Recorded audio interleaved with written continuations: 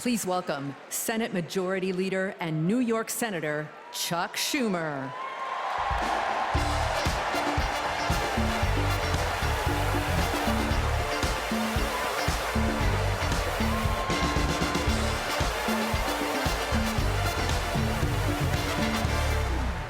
Everybody, wasn't that a great roll call? Now just let me hear you if you're ready for President Kamala Harris.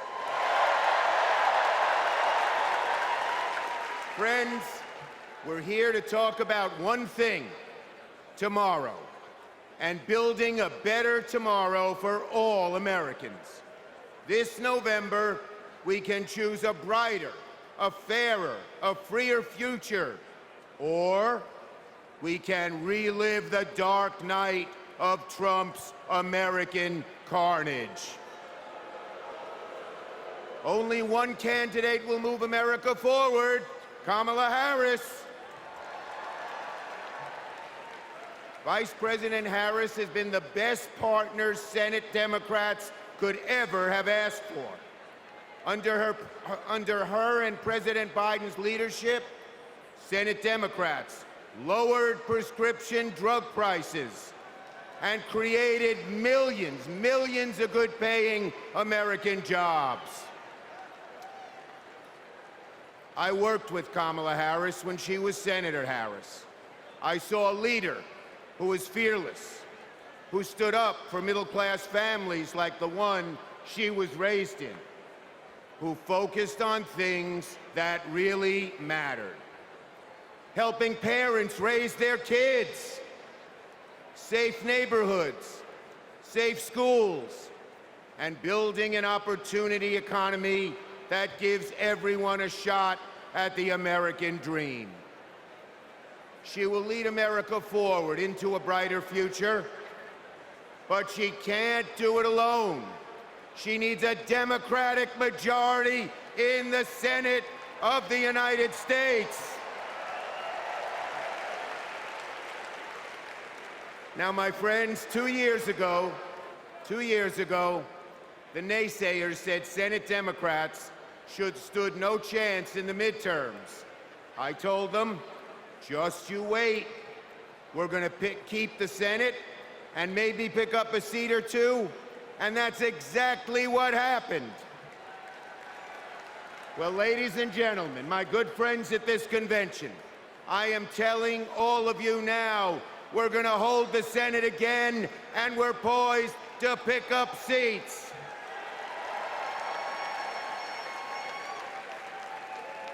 A Democratic majority to create good-paying jobs and lower costs, to defend a woman's right to choose, to deliver for communities back home. Our senators are doing it, like Jackie Rosen, delivering high-speed rail for Nevada. John Tester, bringing high-tech jobs to Montana. And Bobby Casey and Sherrod Brown and Tammy Baldwin and Martin Heinrich fixing bridges in Pennsylvania and Ohio and Wisconsin and New Mexico. We also have amazing candidates. Ruben Gallego, Angela Alsobrooks, Andy Kim, Alyssa Slotkin, Lisa Blunt, Rochester, Colin Allred, Debbie Mucarsel-Powell. And folks, listen to this. More than half of our candidates are candidates of color. We're making the Senate look like America. Now let's compare that with Senate Republicans.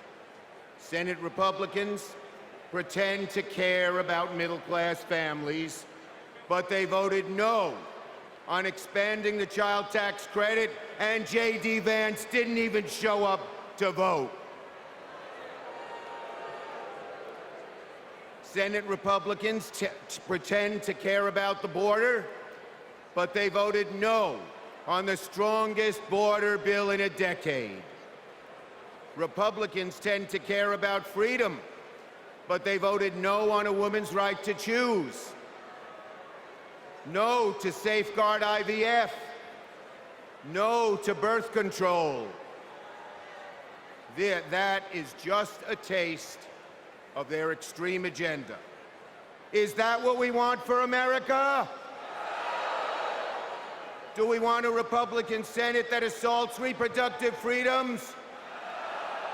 Do we want a Republican Senate that cuts taxes for the rich, rigs the game for big oil and big pharma? Well, folks, the choice is ours. Now, let me close on a personal note. As the highest-ranking Jewish elected official in American history, I want my grandkids and grandkids to never, never face discrimination because of who they are. But Donald Trump, this is a guy who peddles anti-Semitic stereotypes.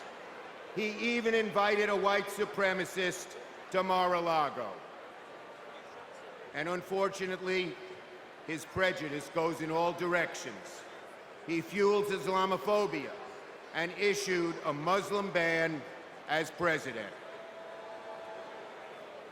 Tonight, folks, I am wearing this blue square to stand up to anti-Semitism, to stand up to all hate. Our children, our grandchildren, no matter their race, no matter their creed, their gender or family, deserve better than Donald Trump's American carnage. So, are you ready to make sure Donald Trump never, ever gets near the White House again? So let's elect Kamala Harris, Tim Walz, and a Democratic majority in the Senate, and keep the torch of freedom burning bright for generations to come. On to victory in November.